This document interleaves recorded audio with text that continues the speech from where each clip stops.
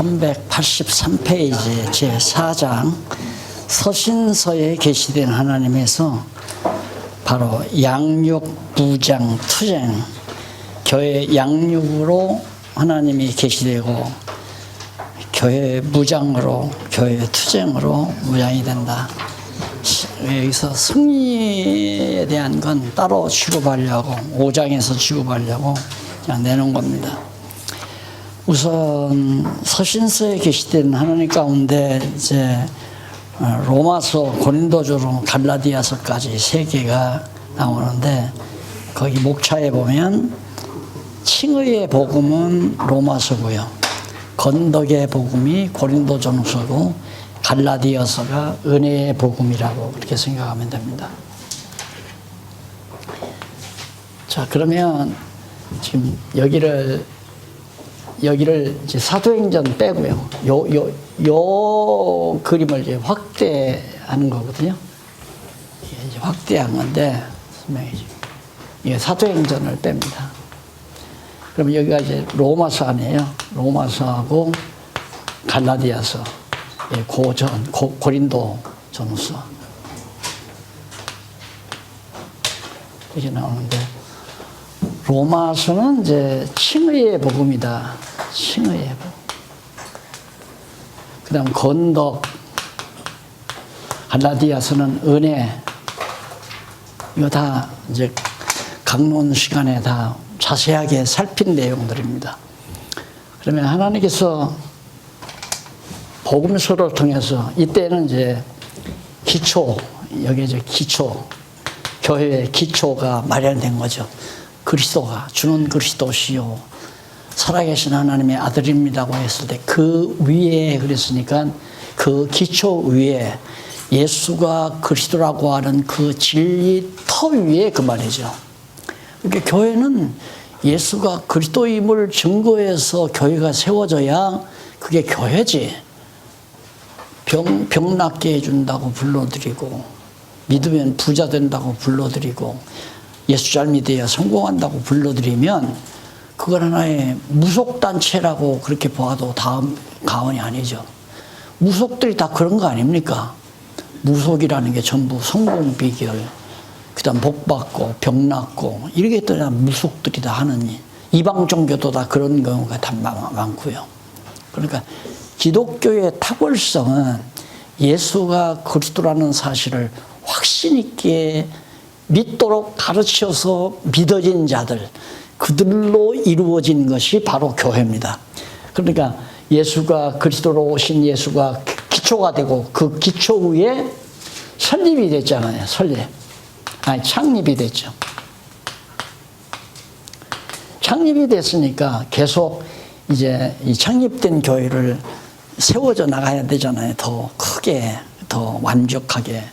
그래서 이제 여기는 양육이에요. 양육. 교회를 길러나간다. 이 일을 하는 것이 바로 우리 교사인, 예수가 그리스도라고 가르쳐야 될 우리 목사님들이 해야 될 중요한 임무가 양육. 이게 부모에게 맡긴 거죠. 부모에게. 그럼 뭘 먹이는 양식도 다 마련해 줬잖아요. 성령의 감동을 통해서 로마서도 먹이고, 로마서 양식도 먹이고, 건덕의 복음도 먹이고, 은혜의 복음도 먹여주는 거, 신령한 양식을 먹여주므로 신앙이 점점 자라나고 교회도 점점 튼튼하게 성숙해 가고, 이 과정이 바로 이제 제 1절에 대한 내용입니다. 그러면 성도들이 이 칭의의 복음, 건덕의 복음, 은혜의 복음을 듣고 신앙이 자라나고 교회가 점점 튼튼해지고, 어느 정도 튼튼해지냐, 양육 단계니까 처음에는 그냥 누워서 받아 먹어요. 아무것도 못하고 누워서 그냥 전 물려주면 젖을 먹는 정도죠. 그런데 이놈을 한 몇 달 길러놓으면, 먹여놓으면 엎어져요. 뒤집어져요. 이렇게 애기도 보면 뒤집어져서 그냥 수영하듯이 네 발로 움직여요. 기어가보려고. 기어가지도 못하면서. 조금 기어가면 배로 기어가요. 배로.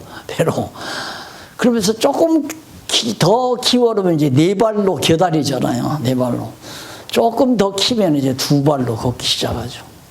그 다음 더 튼튼하게 키워놓으면 이제 다름질도 하고, 엄마 간단한 심부름도 하고, 아가야 저것 좀 갖다 다오 그러면 가서 뛰어가서 가져오기도 하고, 이런 정도가 바로 이 과정이라고 보면 돼요. 그러니까 적어도 한 15살, 요즘 우리 풍습으로 보면 이제 한 19살, 18, 19살, 투표권이 뭐 19살까지 있다면서요. 군대도 그 나이에 가잖아요.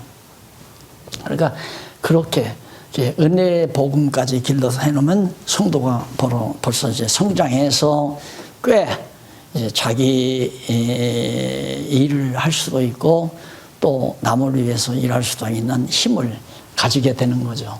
그래서 목사님들이 이 복음만 잘 찾아온 영혼에게, 그게 성령께서 창세전에 택한 백성으로 정해놓은 자를 성령께서 불러서 중생시켜가지고 다시 거듭나고 중생시켰단 말입니다.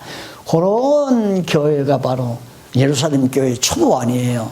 그 교회를 이제 점점 길러나가는데, 로마서가 칭의의 복음이란 말은 원래 더럽고 추악하고 타락된 인간이지만은 하나님께서 타락된 인간을 보는 게 아니라 완전히 죽어버린 인간 아니에요. 타락해서 완전히 죄덩어리인 인간인데, 성령께서 말씀의 씨를 딱 떨어뜨리면, 말씀의 씨가 떨어지면 여기서 이제 뿌리가 하나 나오죠. 뿌리가 나오면서 조그마한 파란 눈이 이렇게 틉니다. 씨앗이. 뿌리가 뻗어요. 또 이제 조금 이게 자라나면서 여기서 가지가 딱 이렇게 올라오죠. 또 거지가 뻗어 나갑니다. 좁죠. 그러면 무성하게 잎이 피고, 그 다음 더 자라고, 또 잎이 열리고, 그래서 마당에는 꽃이 피고, 그래서 이제 열매가 맺고, 이렇게 되지는 거 아니겠어요? 그러니까 결국 이 썩을 것이 썩지 아니할 것으로 바뀌는 거예요. 씨앗이 떨어지면 부패하고 썩어진 것. 그래서 하나님께서는 형님들은 나를 해하려 했지만, 해하려고 하는 나쁜 것들이지만은 하나님은 그걸 선으로 바꾼다는 말은, 여기에 생명의 씨앗, 하나님의 말씀의 씨앗이 떨어지면 나쁜 모든 부패된 것들을 다 삼켜가지고 아름다운 꽃으로, 아름다운 열매로 딱 결실 맺게 하는 거예요. 이게 이제 바로 썩어진 것을 썩지 아니할 것으로 바꾸는. 그러니까 육체도, 타락된 육신도 필요하단 말입니다. 이 세상에서는. 그래서 우리가 하나님께서 의롭다고 하는 것은 이걸 의롭다고 한 게 아니에요. 이 의롭지 못한 것을 의로운 것으로 바꿔놓고 거듭나고 중생시켜서 바로 그걸 너는 의롭다. 그래서 하나님의 자녀로, 의로운 자녀로 하나님이 이제 양육하는, 이게 사랑이죠. 하나님께서 무조건 아무런 대가 없이 거저 의롭다고 칭해준다. 그래서 칭의 아니에요. 칭의.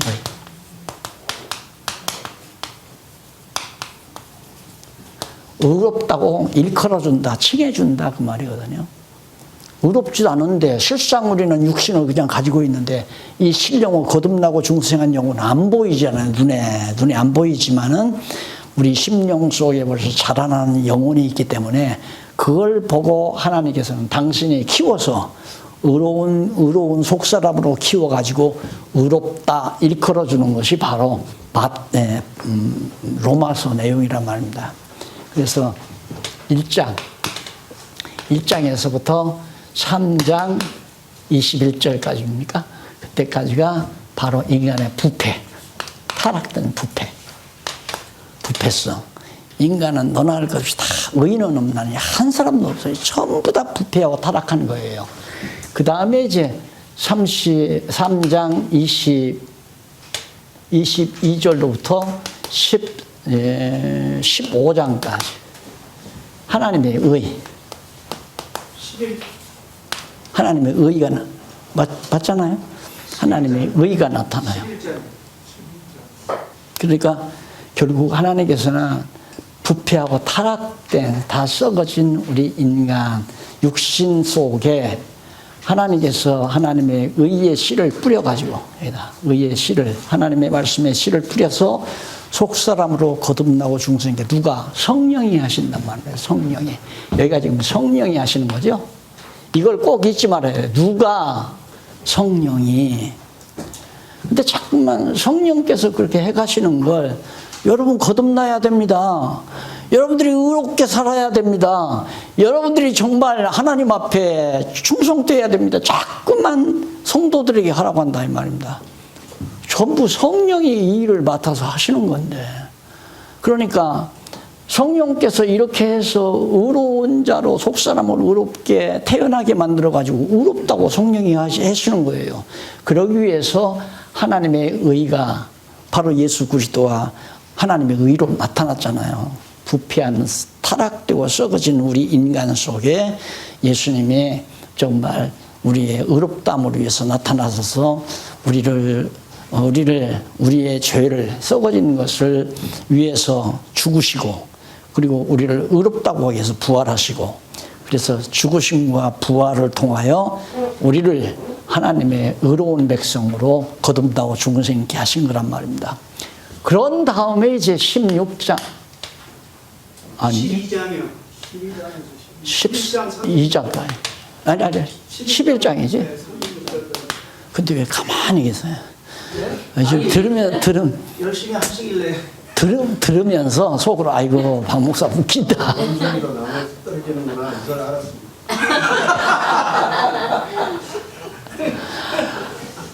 저렇게 남이 실수하면 좋아한다는 거야. 죄인입니다. 인간의 죄성입니다. 예, 사람이 남이 잘하는 건 질투가 나고 남이 실수하면 기분이 좋고 아직도 타락성이 짙어서 그래요. 선생님한테 해드는 겁니다.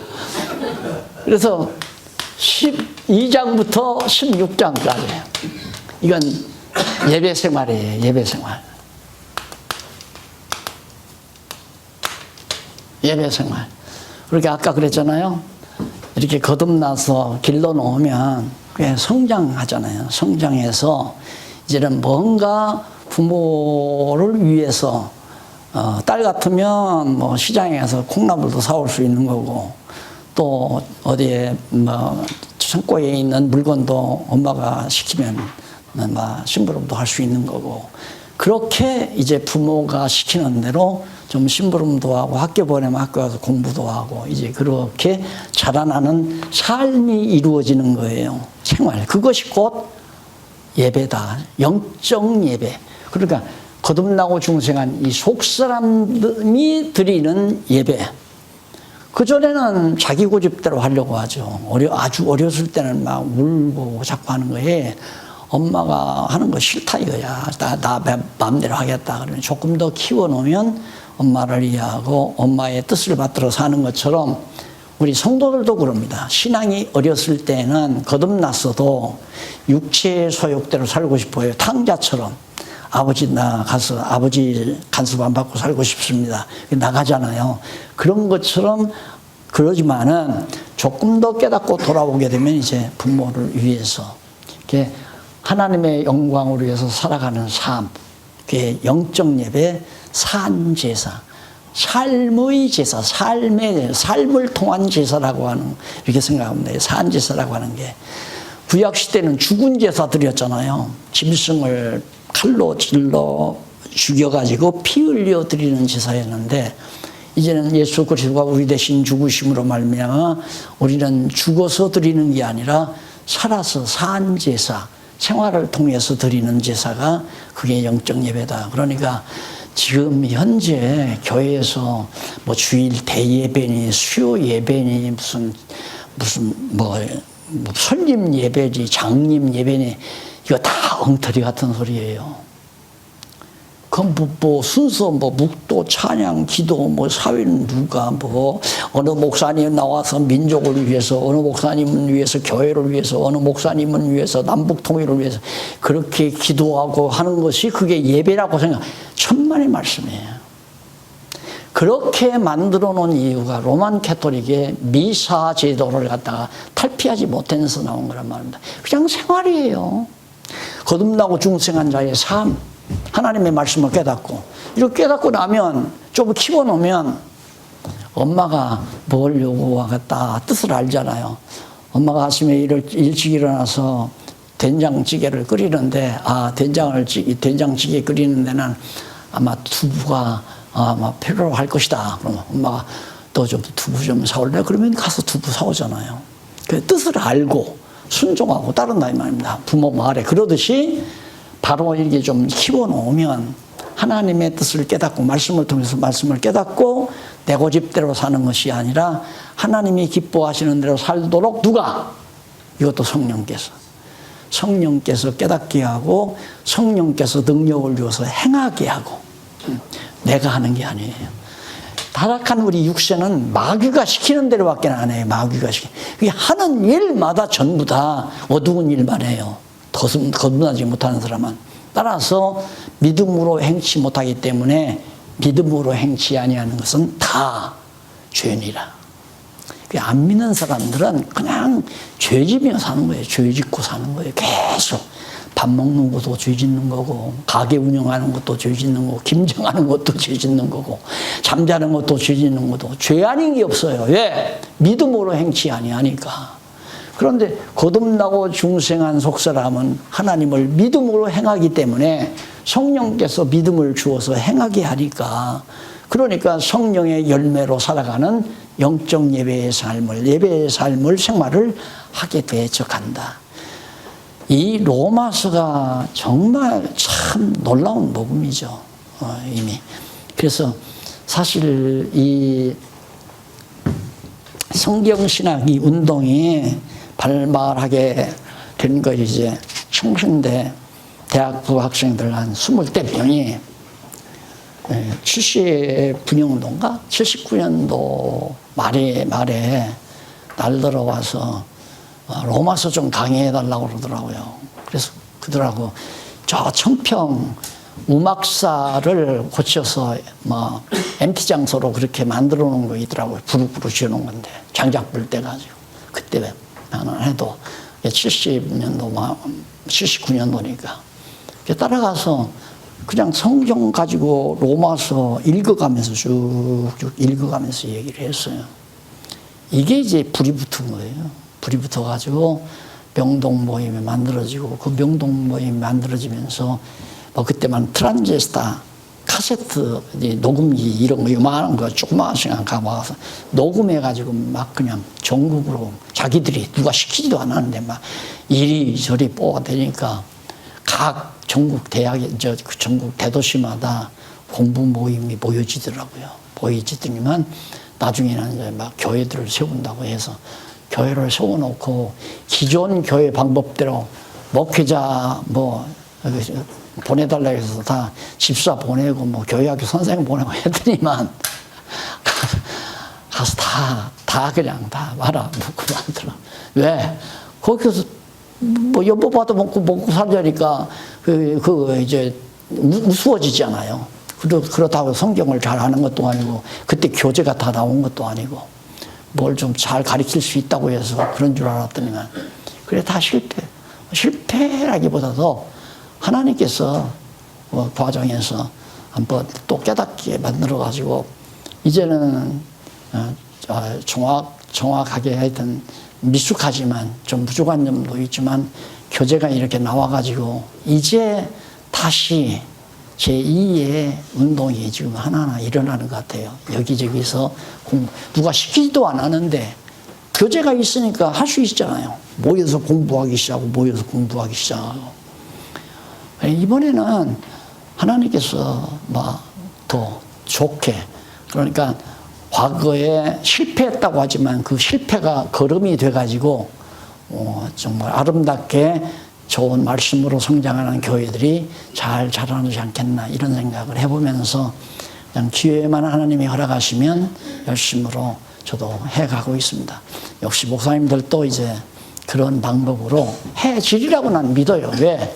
같은 성령이 역사하는데 내가 무슨 뭐 단체를 만들어 가지고 거기 오너가 돼서 뭐 내가 뭐 이름을 드러내고 내가 제일 높은 자리에 앉아서 이러라 저러라 이런 생각은 꿈에도 없는 사람이니까 그냥 하나님의 말씀이 이렇습니다라고 가르치다가 보니까 여기저기 했었어요. 이렇게 나오니까 그 아는 것과 믿는 것이 하나 되잖아요. 그러다 보니까 이제 밥 사주실 분도 많고 내가 밥 대접할 분도 많고 차 대접할 분도 많고 또 나한테 밥 사주실 분도 많고 차 사주실 분도 많아지고 다시 말해서 그리스도 안에서 친구가 많아진다는 얘기죠. 그래서 이렇게 친구로 살아가는 것이 교회, 성도 교제고 이것이 교회예요. 우리가 그리스도 안에서 친구처럼 동역자처럼 그렇게 살아가는 것이 그래서 교회는 어떻게 하나 돼야 되는가? 어떤 정관에 의해서 단체 이름을 위해서 조직을 위해서가 아니라 교회가 하나 되는 것은 믿는 것과 아는 것으로 하나 되게 합니다. 방법은 믿는 것과 아는 것으로. 누가? 성령이.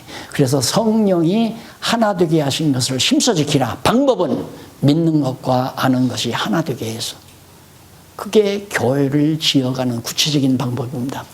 성령께서 어떤 방법으로 교회를 짓는가? 믿는 것과 아는 것이 하나 되게 해서. 그러면 교회 안에, 목사님들이 목회하는 교회 안에 갑자기 김씨 가정이 한 1,800명이 다 자녀들처럼 다 나왔어요. 그러면 그 사람들을 이미 이쪽에 이미 나와서 하나 된 박씨 가문하고 최씨 가문하고 이씨 가문하고 하나 되게 만들어야 되잖아요. 그럼 하나 되게 만든다고 뭐 잔치를 베풀어서 환영을 하고 뭐 떡을 해서 함께 교제를 나누는 그것 갖고 안 돼요. 그것 갖고 안 된단 말입니다. 그 사람도 똑같이 김씨 가문이 다시 왔으니까 이씨 가문, 박씨 가문, 최씨 가문이 아는 대로 믿는 대로 그대로 그분들도 아는 것과 믿는 것이 하나 되게 누가? 성령이 그렇게 해가서요. 그래서 이제 여러 가정들이 완전히 떨어질래야 떨어질 수 없는 그런 한 집단으로 그리스도의 지체로서 그러니까 머리 대신 그리스도로부터 전부 생명력이 이어지는 거죠. 그러다 보니까 예배 생활을 하게 된다. 생활 자체가 하나님 앞에 드리는 예배예요. 어머니의 뜻대로 아버지 뜻대로 잘 살아가는 것이 자녀들이 성장하는 것처럼 우리 거듭나고 중생한 우리 영혼들이 아버지 되시는 머리 되시는 예수 그리스도의 뜻대로 살아가는 생활 자체가 곧 예배다 이 말이에요. 우리가 주일날 아침만 드리는 걸 예배라고 하는 것은 신앙을 완전히 곡해하게 만드는 그래서 그걸 예배에 참석함으로 어떤 종교 의식으로 빠져들어가게 만들어 보니까 머리는 텅텅 비어가지고 아무것도 몰라가지고 그냥 절하라면 절하고 일어나라면 일어나고 눈 감으라면 눈 감고 완전히 바보 천치들만 앉았기 때문에 그래서 이제 그 이대 학생들이 교회는 골빈당이라고 한 이유가 바로 그거예요. 목사가 하라는 대로 그냥 따라 다 한다. 이게 골빈당이죠. 골이 비어야 골이 빈 사람이라야 남이 명령하면 명령대로 살지 골이 찬 사람은 내가 그걸 왜 해요? 예. 아니 요즘에는 그러더라니까 조그마한 소년 녀석도 야 할아버지 저 신문 좀 갖다 주면 안 돼? 그러면 할아버지 그걸 왜 내가 해야 돼요? 그러고 나오는데 아 그래 그 똑똑하다는 얘기예요. 맞잖아요. 가만히 듣고 보니까 맞는 얘기야. 할아버지 그걸 왜 내가 해야 돼요? 할아버지가 보고 싶으면 할아버지가 갖다 해야지. 그래서 믿는 것과 아는 것으로 만들어 놓으려면 집중적으로 목사님이 그분 중심으로 그래서 나도 지금 우리 교회에서 내년도부터는 또 다시 신입부를 맡으려고 내가 그래요. 새로 오는 분 2분이 와도 좋고 3분이 와도 좋고 그분들을 모아놓고 이제 빨리 키워놔야죠. 아는 것과 믿는 것이 하나 되도록 만들어야 되잖아요. 그래야 교회가 완전히 성령이 하나 되게 하신 것을 굳게 지켜나가는 튼튼한 교회. 그래서 누가? 성령께서 어떻게? 아는 것과 믿는 것으로 하나 되게. 그러니 교육안시키고 교회가 된다는 건 어불성설아니에요. 가르쳐야 돼요. 가르쳐야. 가르치면 너는 바울이 그랬잖아. 너는 신실한 자들에게 내가 깨달은 걸 가르쳐라. 그러면 그도 역시 다른 자를 가르치리라. 그러니까 목사님들이 예를 들어 구역장 5명을 열심히 잘 가르쳐 놨다. 그럼 구역자들이 가서 구역예배 때 그분들이 그렇게 또 가르치는 거예요. 여러분, 총회에서 나온 그 공과 그건 안 가르칠수록 좋은 겁니다. 가르칠수록 교인들이 신앙이 빗나가는 거고요. 예. 그걸 공부하라고 내가지고 또 총회에서 그걸 온 교인들이 그렇게 가르치라고 말도 아닌 얘기. 아까 말한 대로 여러분 오순절에 성도들이 모여서 열심히 정말 기도하니까 성령이 임했습니다. 그게 유명한 신학대학 총장께서 하시는 얘기예요. 말이 되는 얘기예요? 그런 공부가 가르치면 안 된다는 얘기죠. 그래서 이제 다음 하루가 남았다니까 그냥 아주 어떻게 하면 이것도 이제 하나님께서 나한테 너 힘을 주는 거지만 목사님들 이제 정말 배운 보람이 있게 교회가 정말 다시 한번 교회가 어떻게 구체적으로 세워지나 믿는 것과 아는 것으로 하나 되게 한다. 교회가 어떻게 튼튼하게 온 교인이 100명, 200명, 2000명, 3000명이 한마음 한뜻 되는 게 교회 아니에요. 그 방법은 믿는 것과 아는 것이 하나 돼야 된다. 그러면 성경 안 가르치고는 하나가 안 되잖아요. 누가 그렇게 하는가? 성령께서 그렇게 한다. 성령께서 10명의 교인들로 하여금 믿고 아는 걸 하나 되게 해서 견고하게 교회가 세워져 가도록 그렇게 해서 믿는 것 아는 것이, 그러니까 요 로마 교황청은 가짜지만은 교황이 한 말을 성경처럼 생각하고 전 세계가 똑같이 가르쳐요. 그러니까 거기는 설교할 걱정이 없어요. 교황이 한 말 그걸 갖다가 그대로 전달만 해주면 되니까. 그러니까 로만 캐톨릭은 전 세계가 하나의 교회 아니에요. 그런데 개신교는 무슨 하나예요? 완전히 모래사장이 된 거예요. 이 교회하고 저 교회하고 신앙 사상이 달라. 이 교회 다니는 사람하고 저 교회하고 달라. 어머니의 신앙, 아버지랑 신앙 달라. 감리교 신앙 다르고 순복음 신앙 다르고 장로교 신앙 다르고 같은 장로교라도 각각 또 교파마다 다 달라. 모래알갱이죠. 하나는 무슨 놈 하나 돼요. 그래서 성경이 없으면 모르지만 성경이 있기 때문에 성경대로 성도들이 똑같이 알고 똑같이 믿으면 다른 데 가라교도 안 가요. 절대 안 가요. 신천지가 와서 별하별 장난을 해도 콧방 끼고 말아요. 웃기는 소리 하지 말라고. 당신 무식하다고. 걱정할 것도 없는 거고 이달에 끌려갈 필요도 없는 거고. 그래서 성령이 바로 완전히 부패한, 더럽고 부패한 인간 안에다가 성령이 생명의 씨앗을, 이 부패한 인간 속에 생명의 씨앗을 떨어뜨려서 자라게 한다 이 말이에요. 자라나게. 어떻게? 이 썩은 것 다 흡수해서, 썩을 것이 썩지 아니하게 삼킨 바 된다고 그랬잖아요. 썩을 것이 생명에게 삼킨 바 된다.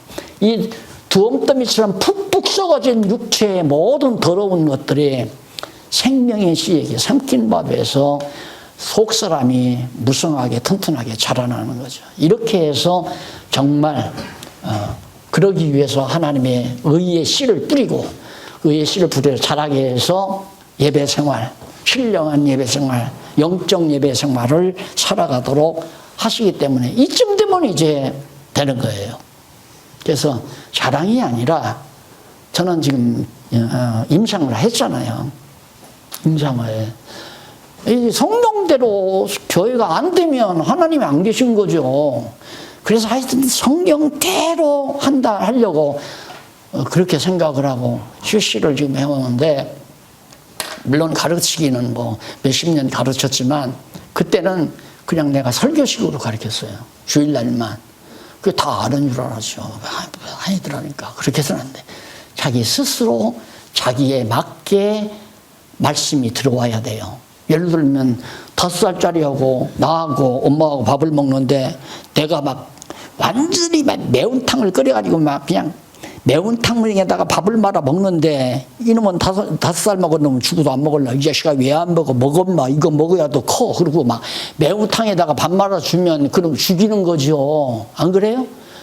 그러니까 눈높이 맞게 그 영혼의 수준에 맞게 하나하나 가르쳐 나가야 자라날 거 아닙니까?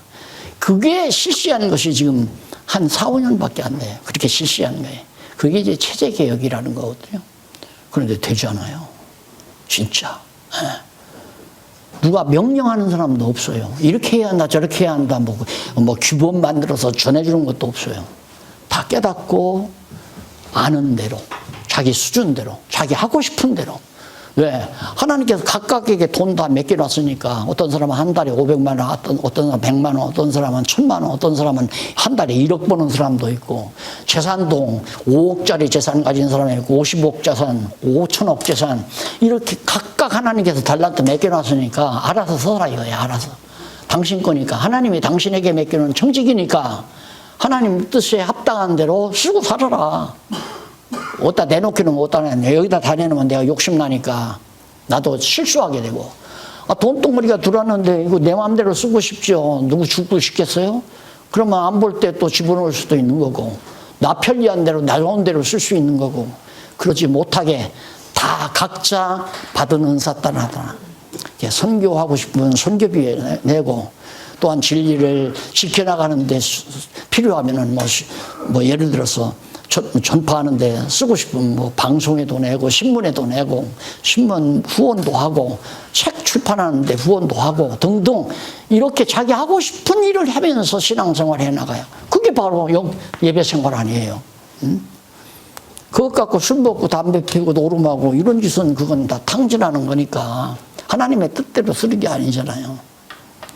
그러니까 과거에는 이제 성도들이 모르니까 그냥 일부 조금 하나님 앞에 아첨하느라고 좀 내고 하나님 이 정도만 내면 봐줄래요? 그리고 하나님 이 정도 저 사람은 뭐 돈 5만 원밖에 안 내는데 내 이번 추수감사절에 10만 원 냈으니까 저 사람보다 하나님이 나를 더 알겠지. 이건 착각이죠. 하나님은 5만 원 10만 원을 보는 게 아니라 정성을 보니까 과부의 동전 한 푼을 더 크게 받잖아요. 부자의 연보보다.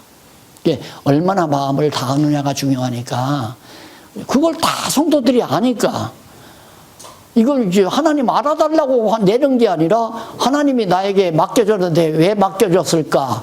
먹고 놀으라고? 놀러 다니라고? 그걸로 오락질기라고? 그건 아닐 거 아니에요. 그러니까 하나님의 선하신 일, 은사 주신 대로 생각해서 거기다가 자기가 쓰고 사는데 그게 되더라 이 말이에요. 잘 돼요. 진짜 잘 돼요. 그러니까 임상 거친 거니까 목사님들 두려움 없이 아니 전혀 안 해본 거라면 나도 이렇게 말 못하겠어요. 하니까 된다. 그 되고 있다. 현재 진행 아니에요. 그러면 되는 게 분명하죠. 믿어야죠. 성령이 살아계시고 성령이 믿는 것과 아는 것이 다 깨닫게 해서 하나 되게 하시는 것이 분명하니까 우리는 성경만 잘 가르치면 교회는 튼튼하고 견고하게 자라난다. 그래서 예배 생활이 나타난다. 그게 이제 로마서예요. 갈라디아서 다 아시죠? 고린도서. 이게 좀 커놓으니까 육체의 소욕이 아직 남아있잖아요. 여기를 컸지만 아직도 육체의 소욕을 다 벗어버리지 못했단 말입니다. 열매가 폭삭 익어서 열매를 딱 따고 나면 이제 이거고 저거고 다 없어버리는 거죠. 다 탈곡해서 없어버리고 알곡만 딱 남아가지고 천국 창고 들이잖아요. 아직도 자라나는 과정에서 잎이 피는 과정이고 꽃이 핀 과정이니까 아직도 육신이 남아있단 말이에요. 있으니까 돈을 보게 되면 이권 챙기려고 하잖아요. 욕심이 나니까. 그래 교회 안에서도 인기 경쟁이 생기게 되고 이권 투쟁이 생기게 되고 남은 시기하고 질투하고 그래서 서로 성도들끼리 싸우고 이건 뭐 비일비재한 거죠. 이 세상에 있는 교회 이렇게 안 하는 교회가 없습니다. 다 그렇게 되시죠. 그러니까 우리 교회도 그렇게 되더라고요. 근데 그것이 정상적이에요. 그걸 비정상적이라고 보는 사람은 하나님의 뜻을 잘 몰라서 하는 사람이에요. 아니 엄청난 재산 덩어리 만들어 놓고 욕심 품지 말아라. 그게 가능한 거예요? 죽음이 있는 곳에, 시체가 있는 곳에 독수리들이 모이게 돼 있는 거지. 교회다가 큰 재산 덩어리 만들어 놓으면 그건 틀림없이 나중에 가서 이제 재산 싸움이 일어나는 거예요. 우리 교회도 어쩔 수 없이 그렇게 될 수밖에 없는 거죠. 그래서 나는 당연하다. 그래 미리부터 나도 예언했잖아요. 우리 장안중앙교회 이놈의 재산 덩어리가 화근이라고. 화근. 계속했죠. 이 재산 덩어리가 화근이라고. 아니나 다를까 나 은퇴할 뿌리 없으니까 우리 장로님마다 장로님, 목사님 왜요? 목사님 이거 지금 여기 평당 벌써 몇 년 전이에요. 10여 년 전. 평당 1,000만 원 나가요. 1,000만 원이면 아이고 몇백억. 교회 재산이 몇백억이다 이거예요. 지금 1,000만 원 훨씬 넘어갔죠. 그러니 이게 이제 10원도 막 난리 날 거 아니에요. 그걸 딱 예배해서 다 예배장치 다 해놨죠. 전부 다. 개인이 가져가지도 못하게 하고 팔아먹지도 못하도록 전부 다. 그러니까 그거 어떻게 잡으면 될 줄 알았는데 뭐 해봐야 뭐가 돼요. 되기는 아무것도 안 되는 거지. 팔지도 못하고 가져가지도 못하고 싸움만 공연히 눈꼴 싫은 싸움만 하고 말씀 깨달은 사람은 열심히 공부하고 공부한 사람들은 지금 잘 성장해서 교회가 아름답게 잘 지어져 가고 건물이 있다고 해서 아까 나왔잖아요. 장소 구해봤잖아요. 한국 이제 신약교회는 어느 교회 주소가 있는 게 아니에요. 따지고 보면 장소가 필요 없어요. 가정도 될 수 있고 광장도 될 수 있고 들판도 될 수 있고 예수님이 그랬잖아요. 잔디밭에서 들판에서 산언덕에서 강가에서 배 위에서 우물가에서 어디고 상관없이 예수가 그리스도라고 가리키는 그곳이 곧 교회다 이 말입니다. 예수가 그리스도라고 가르치는 그곳이 바로 교회다. 그래서 장소도 구해오고 자 이런데 결국 고린도 교회는 싸움이 일어난 거예요. 바울을 놓고 싸움이 일어난 거예요. 나는 바울파다. 왜? 바울이 어느 돈 있는 지역에 마게도냐 쪽으로 가 계셨던 것 같아요. 그런데 무슨 일이 좀 복잡하니까 온다는 날 고린도에 못 온 거예요. 그렇게 열받은 거예요. 바울이 돈밖에는 못 온다. 돈 많은 교회에 머물러서 대접이나 받고 우리는 가난하니까 안 온다. 이래가지고 오해하기 싫다지만 나는 바울 싫어. 나는 아볼로가 좋아. 이런 식으로 사람 놓고 서로 좋고 나쁘고 하다가 보니까 완전히 치졸하고 정말 부끄러운 교회 모습이 고린도 교회가 된 거예요. 그러니까 바울이 그건 아니다. 왜 교회가 그렇게 분명하느냐. 사람 편에 서면 교회가 파당이 이루어진다. 그래서 제가 제 이름이라든가 제 중심으로 사람을 모으지 아니하는 이유가 그건 당연한 거예요. 성령 앞으로 성령의 인도하심으로 말씀 중심으로 모여라. 사람 중심으로 모이지 말고. 그러니까 이번에는 꼭 목사님이 오셔야 됩니다. 별로 솔직하네. 별로 반가운 얘기는 아니에요. 그러나 처음으로 가는 곳은 한 번은 내가 처음에 발걸음을 해준다는 그 표준을 가지고 있어요. 왜 그러냐면 듣고는 정말 소위 말해 어떻게 보면 오리지널이라고 할 거 아니에요. 처음에 성경신학 이제 재청자니까 그걸 듣고 싶어 하는데 예를 들어 대타를 보냈다 하면 자기들을 무시했다고 할 거니까 내가 건강이 허락하는 한 번은 간다.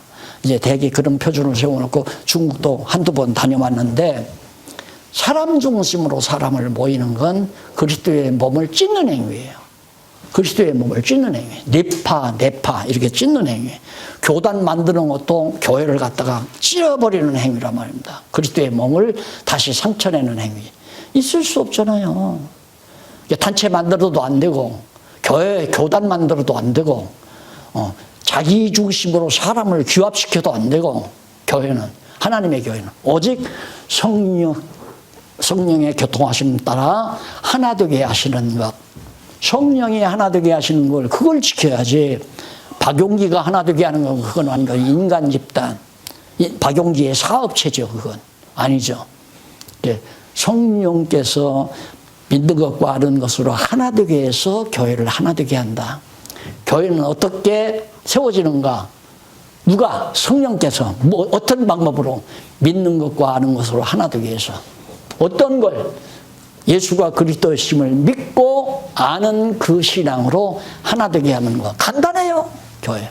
예, 그런 방향으로 우리가 교사로 임명받아서 그 사명을 감당하는. 우리는 장소 가리지 말고 날짜도 가리지 말고 언제 어디서라도 예수가 그리스도라는 거 확증시키려면 창세기로부터 요한계시록까지 안 가르칠 수가 없잖아요. 길게 가르치려면.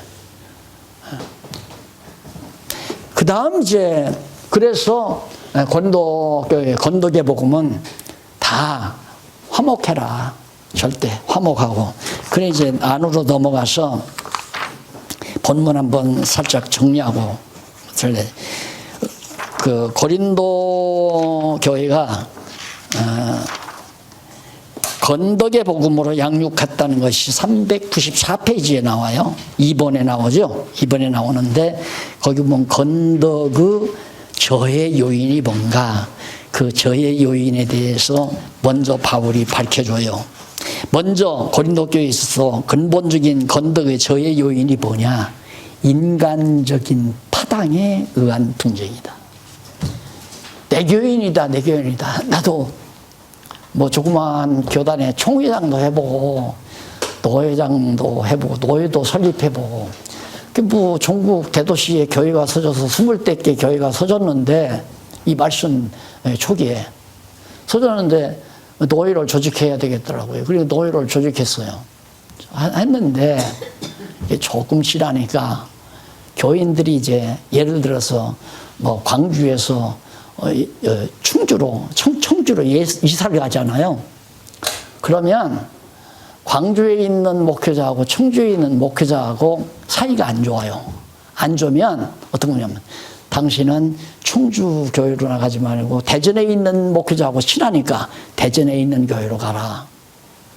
그러면 이제 광주에 있는 목회자하고 청주에 있는 목회자하고 앙숙이 되는 거예요. 그건 당연하잖아요.